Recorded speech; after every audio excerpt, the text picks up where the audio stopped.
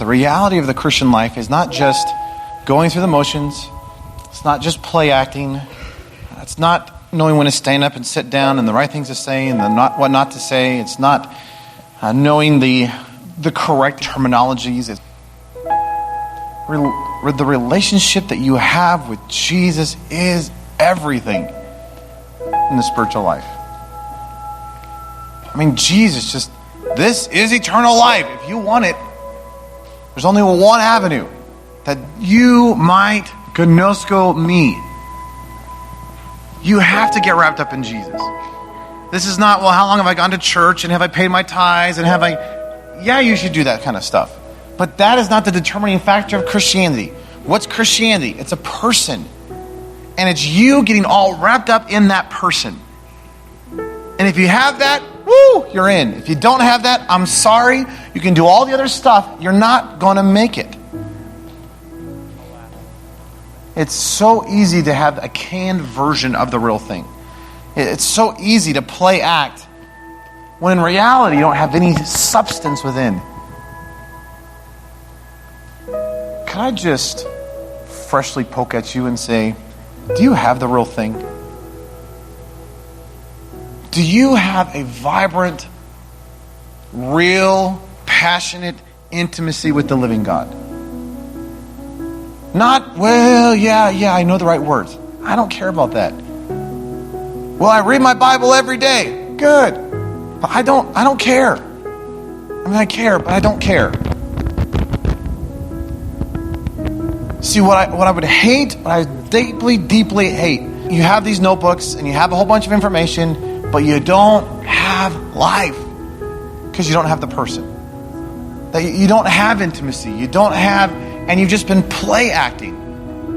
And I think for too many of us, for too long in our lives, we've done the church thing. We know what to say. We know what not to say. And it's like we have the facade of Christianity, but we don't have Christianity. You need Jesus. And you realize this isn't like, well, what do I need to do to convince him? You don't have to convince him. In fact, he's already gone after you. He is breathing down your neck. He is banging on your forehead. He is just in desperation saying, hey, would you let me in?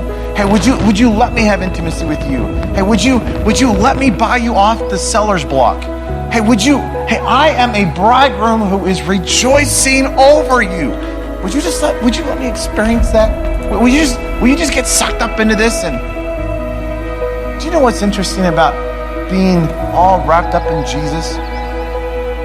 You can't help yourself. I think I've used this illustration already, but when I used to do some teen ministry stuff, it's so funny to me. There's this young guy, he gets in a relationship with this young gal. It is uncanny. I don't have to look at him and say, hey, would you talk about her once in a while? I have to look at him and say, please stop talking about her. Why? Because he is obsessed. He doesn't have to twist his arm to say, I guess I'm going to have to go spend time with her. He just can't help himself. Why? Because he's obsessed. What would it look like to be wrapped up like that with Jesus? Where it's no longer a have to, it's I get to. That you don't have to bend your arm behind your back to spend time with Jesus. You wake up going, I got to spend time with Jesus today. See, what would happen if you were really in intimacy with Jesus? See, what would happen if he really was your delight? See, what would happen if he really was your excitement? See, what would happen if he was your turn on? See, what would happen if he was the apple, the thing in your face? See, what if he's the only thing you thought about all throughout the day? And yeah, you're thinking about a lot of other stuff, but he's it. Well, all right, I'll force myself. Then you don't have it. Because we shouldn't have to force you. There should be something going on within you that's just, that's how he feels about you. See, he constantly is looking at you going, I want to spend time with you. I'm rejoicing over you. You're sleeping, and he's just like, wake up. I just can't wait.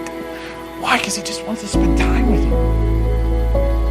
And I am I want that for you, to have that with him. See, this isn't about having 15 minutes of devotions in the morning. Why would you want to limit it to 15 minutes? What husband only wants to spend 15 minutes with his wife? Only those who have bad marriages. But man, when you're wrapped up in intimacy and you just passionately love somebody, you want to spend all their time with them. And if you don't have that, if you don't just have this craving for Jesus, there is something spiritually wrong. And what you need is for Jesus to fix that. In fact, what you need is to get on your face and say, Jesus, I've been play acting. I've been going through the motions, and I don't want a canned version of Christianity. I want the real thing, which is Him. And would you go after Him? Because I promise you, if you just crack the door open just even a tiny bit, He'll shove His foot in there, and woo, it'll go crazy. And you'll just be sucked up in a relationship, and I want that for you. We're not talking sensual. We're not talking physical. We're talking spiritual intimacy with Jesus. We're not talking hypothetical. We're not, wouldn't that be nice? We're not talking mystical stuff. We're talking actually having a relationship with Jesus. Where you can talk to Him, and you get to feel His pressings in your life through His Spirit, and you can. And it's not about hearing big voices, and I don't hear voices, but the more I get in the Word and I get to know Him, it's like I feel His pressing on my life, and I'm in a relationship, folks. I want that for you. I mean, desperately, I want that for you. Song of Solomon 2:10 says this.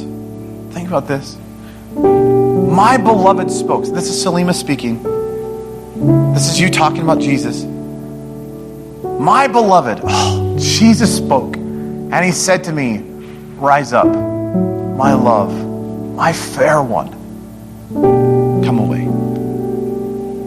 Do you realize that Jesus is looking at you in the face this morning, saying, rise up, my love, my fair one, come away with me. That's what Tozer says. He says, oh God, I have tasted thy goodness, and it has both satisfied me and made me thirsty for more. I am painfully conscious of my need for further grace. And God, I am ashamed of my lack of desire. Oh God, the triune God, I want to want thee. I long to be filled with longing. I thirst to be made more thirsty still. Show me thy glory, I pray thee, that so I may know thee indeed. Begin in mercy a new work of love within me, and say to my soul, rise up, my love, my fair one, come away. Then give me grace to rise and follow thee up from this misty lowland where I have wandered so long.